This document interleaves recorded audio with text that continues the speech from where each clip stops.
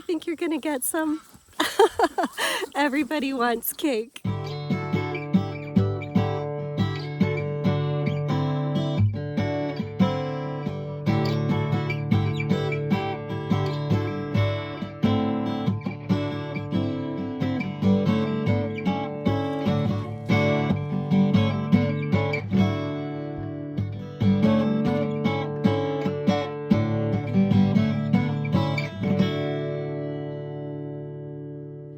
Hey there friends, it's Anna here again. Let's make up that huckleberry cake that we talked about yesterday. I am new to cooking on camera and I'm going to be totally awkward, but doing video is something that I want to learn how to do. It's something that a lot of you have said you would enjoy, and we're going to give this a go. We're all in this together. So here's our cookbook. This one is Common Sense in the Household by Marion Harland. This copy was published in 1871, and it is one of my favorite cookbooks. I love the wit and dry sense of humor of Marion Harland.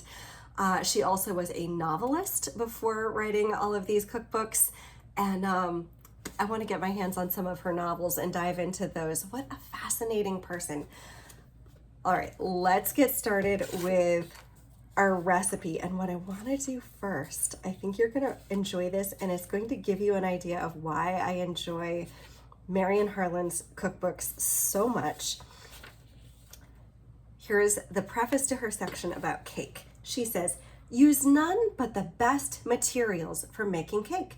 If you cannot afford to get good flour, dry white sugar, and the best family butter, make up your mind to go without your cake and eat plain bread with a clear conscience. Don't you love her? There are no intermediate degrees of quality in eggs. I believe I have said that somewhere else, but it ought to be repeated just here. They should be like Caesar's wife, above suspicion. A tin whisk or whip is the best for beating them. All kinds of cake are better for having the whites and yolks beaten separately. Beat the former in a large, shallow dish until you can cut through the froth with a knife, leaving as clear and distinct an incision as you would in a solid substance. Beat the yolks in an earthenware bowl until they cease to froth, and thicken as if mixed with flour. Have the dishes cool, not too cold. It is hard to whip whites stiff in a warm room. Stir the butter and sugar to a cream. Cakes often fail because this rule is not followed. Beat these as faithfully as you do the eggs, warming the butter very slightly if hard. Use only a silver or wooden spoon in this, as in other parts of your work. I have heard of silver egg whips, but they're not likely to come into general use, except where the mistress makes all the cakes, puddings, etc. All right, let's dive in and make this cake. I'm going to start by beating the egg whites.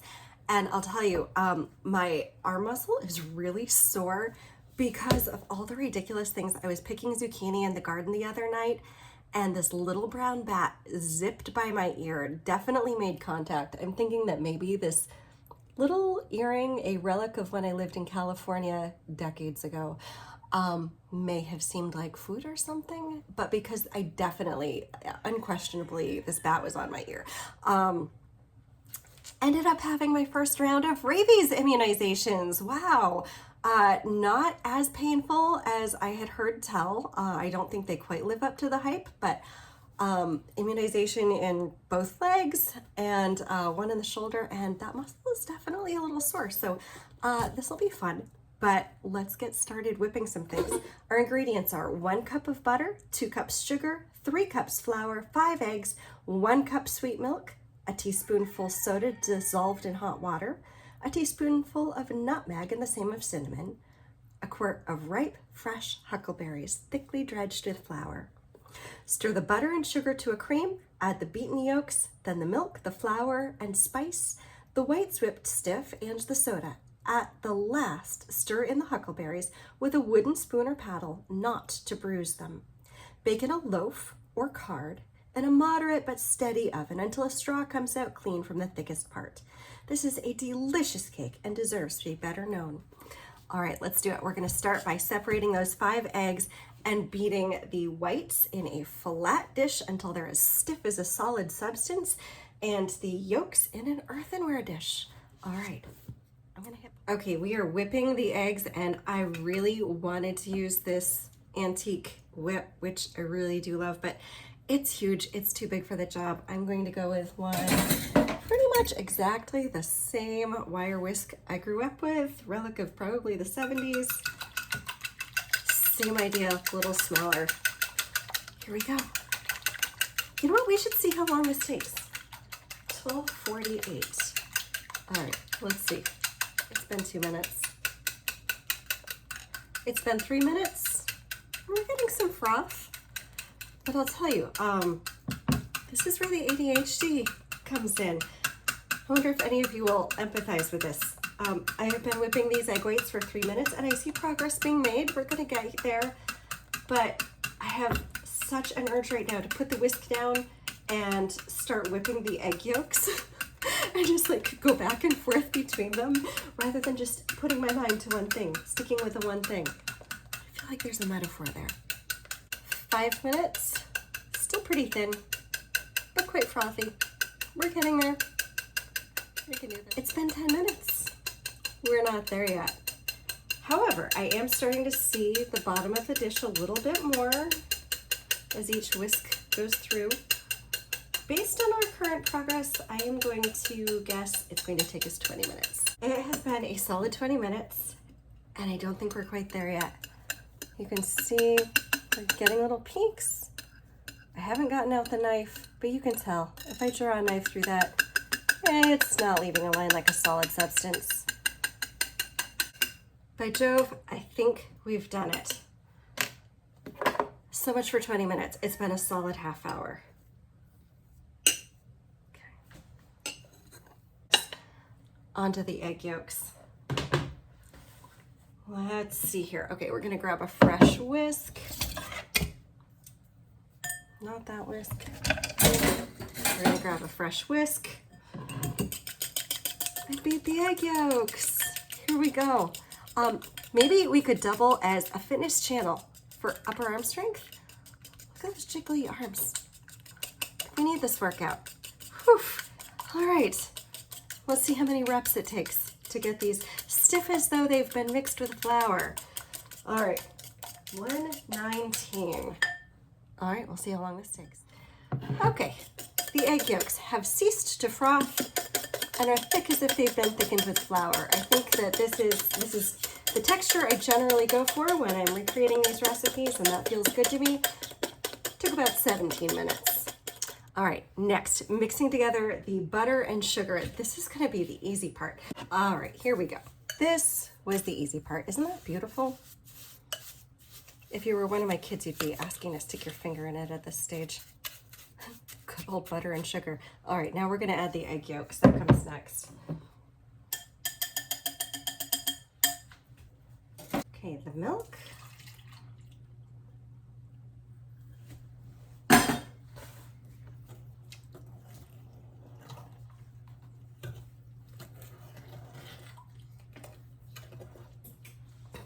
Did you see the milk splash up there? I feel like one of those parodies of the Gut Healthy Cookie Lady on TikTok. I'll try to be more careful. All right, I'm gonna stir in the milk and then the flour and then the spices. This calls for a teaspoon of nutmeg. I just want to show you my nutmeg before I start grinding it. I buy these whole. This was almost exclusively the way people cooked at that point, and I don't have an old-fashioned nutmeg grater, so I just use a really good sturdy microplane, and it works really well. And you have not baked with nutmeg until you have baked with freshly grated nutmeg. I always wish when I make a video that you could smell what I smell, and I really wish I could send you the wonderful scent of this freshly grated nutmeg. Here, take a look at what the inside looks like. Pretty, huh? Right through the screen, because my whole kitchen instantly smells like nutmeg, and it's so good. This is one teeny tiny upgrade that you could make like right now in your baking is working with freshly grated nutmeg instead of the store-bought stuff. Even if you get the best quality grated nutmeg, it absolutely can't compare to freshly grated nutmeg. And you can see how fast that was. That doesn't take long. Once you spend some time doing this, you'll know how much nutmeg you need to grate to get the right amount. And I'm just gonna go grab myself a teaspoon measure because I'm pretty good at sizing things up at this point. I just grated off a teaspoonful worth, but we're gonna measure it anyway just to make sure. Okay, and here is my teaspoon of nutmeg. You can tell that is just about exactly what I grated off. The more you bake, the more you'll be good at estimating this stuff. Of course, I'm gonna go ahead and dump in those last tiny little bits. And we're not gonna do the same thing with cinnamon, even though sometimes they would have. Usually cinnamon was something that you would get pre-ground. Far more likely at this point in the 1800s when this cookbook was written, you'd be grating your own nutmeg, but you would be buying pre-grated cinnamon usually. Of course, there are always exceptions to these things, but we're just gonna go with store-bought, pre-ground, high quality cinnamon for this one. Okay, now the teaspoonful of soda dissolved in hot water. How much hot water? This particular cookbook doesn't specify, but other cookbooks of the era that I have mentioned a teaspoon of soda dissolved in a tablespoon of hot water. It's fairly common. It doesn't take an awful lot of water to dissolve it. So I've gone with a tablespoon of hot water, teaspoon of soda, and in that goes. Okay, take a look at the texture of this as I finish stirring it. I'm being pretty gentle here, but this is not a real stiff batter. This is a lot like a batch of muffins. It's fairly nice and loose, not real stiff, stirs easily. We haven't put in the egg whites yet. We're about to do that.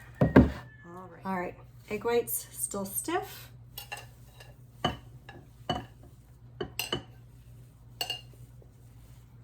In you go. All right. Now we'll whisk those in. Okay, here's what it looks like after the egg whites going in. And now we're gonna do the floured huckleberries. All right, here are my fresh, beautiful huckleberries. And rather than dredge them here in the colander that I picked them into, I've gone over these, picked them, they're clean. They're gonna go in this bowl so that I can dredge them thickly with the flour, but not lose flour all messy through the little holes in the colander. Isn't this pretty, by the way? Another yard sale find. All right, flour. Thickly dredging. Sometimes they'll say lightly dredging. This time she says thickly dredging. These are beautiful fresh berries, so they can hold up to a little bit of a toss.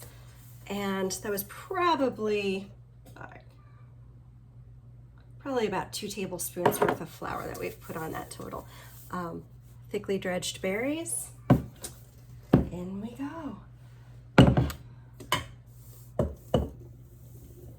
Probably should have grabbed a larger bowl. Stir them in a bit at a time. All right. Now, those pans. Should we do this in a loaf or a card? This is a pretty big batch. I think I'm actually going to do both. Okay, if you've never buttered and floured a pan, because not everybody has, right? Until you do something, you haven't. I use clean, of course, we wash our hands, clean hands, and just go ahead. There really is not a better way to get your butter into every little crevice, because, you know, the bent corners of a tin pan, and of course, this is aluminum, it's a cheap modern pan. To really get things into the corners, fingers are the way to go. And yes, I usually would wash my hands in between grabbing the flour, but I want to do this whole thing at once on video. Does not take a lot of flour. You're just sprinkling a little in there, and then you're going to give it a really hard tap, tap, tap as you're going around the sides. And, you know, the more you do this, the more you'll kind of estimate exactly how much flour you need. You're really not going to lose a whole lot of flour this way. It's not much of a waste. Okay, once you get that all tapped around, see, not a waste of flour. It's all adhered to the sides, floured and ready to go. My other pan is lined with buttered paper. This is the other way that they lined pans. They would have used note paper. This is parchment paper. Definitely, by all means, if you want to be more historically accurate, either just stick with the butter and flour or go ahead and get some thin, it was really like the thin, cheap note paper, and they would buy it by the stack and line and butter that, and that was used for the more delicate cakes. So 2 different ways of pan preparation. And now we're gonna go ahead, I'm gonna degrease my fingers for a second here, and then go ahead and get the batter poured in the pan. All right, I've put just a little bit more than half of the batter in my loaf pan because that's how much it took to really make it look nice and full, and that is the loaf that I want for tea with friends. This one is what we're going to do in a card. So a small, flat, regular old square pan.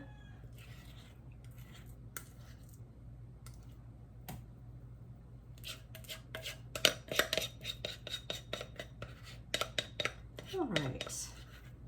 And then we're gonna get this in that oven, which is up to temperature. We went with 340 degrees. It's a little bit thick as cake batters go. Again, think this is really a lot like a blueberry muffin texture. Okay. Just making sure my blueberries are evenly distributed here. I am absolutely gonna lick the spoon off after we stop filming.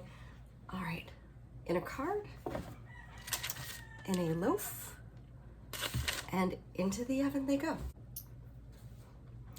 All right, while that's cooking, I'm gonna check on it in about 17 minutes. I'm gonna run down to the garden and harvest a bunch of herbs because everything is either in bloom or just about to bloom.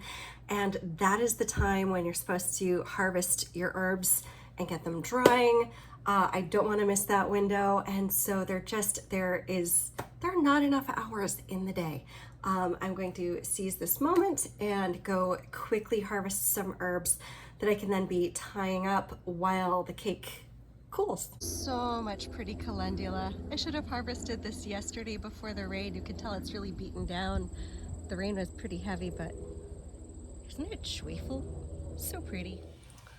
All right, I got a little carried away harvesting herbs in the garden, but I am back in the kitchen. Here is our finished loaf. This one took about 1 hour and 10 minutes. I wouldn't make it in such a large loaf pan again. I think it does a little bit better when it doesn't take as long to bake. Look at the card. I like how this one came out. This is how I would tend to make them in the future, or split the batter between more smaller loaf pans. I love that you've got the beautiful blue color of the huckleberries in there. And I'm really looking forward to trying this. I'm going to take my lovely slice of huckleberry cake out to the huckleberry patch, sit with my cup of tea. It is just after tea time. It's about 4:30. And I'm gonna go enjoy my piece of huckleberry cake. I'm out here in the huckleberry patch where we started with my cake, which is absolutely delicious, by the way, and my tea and our book. And I want to encourage you to try this cake. You do not have to whip the ingredients by hand. Mrs. Harland would not whip the ingredients by hand, and I'm going to prove it to you with her own words. If you have subscribed to me on the newsletter, you have heard me probably encourage you time and again. If you don't have time to do things by hand, there's no need to be a purist here unless that's something you really want to do. I want you to taste the flavors of these old recipes and the textures and enjoy them for what they are. And you don't have to take 30 minutes to beat egg whites and 15 minutes to beat egg yolks to do that. Mrs. Harland wouldn't if she had our modern devices, and this will tell you. Okay. Study method, an economy of time and strength, no less than of materials. I take it for granted you're too intelligent to share in the vulgar prejudice against labor-saving machines. A raisin seeder costs a trifle in comparison with the time and patience required to stone fruit the old way. A good egg beater is a treasure. I'm going to skip forward a little bit. She says, never stand when you can do your work as well while sitting. She says it is a common sense, oftentimes a pious duty, to take judicious care of your physical health. I love that. I think all things in balance, right? If she had a KitchenAid, she'd be mixing this cake with a KitchenAid, I really think. No prejudice against modern machines, but definitely the best ingredients, fresh ingredients, eggs beyond reproach. And try this recipe. You don't have to beat it by hand. All right, I hope you enjoyed this. This cake is delicious. I wish I could send you a piece right through the screen. Doesn't that look good? If you hear the turkeys, it's because they hear my voice out here and they think Mama's got treats. Mama does have treats. All right, take care. We'll see you next time. Bye.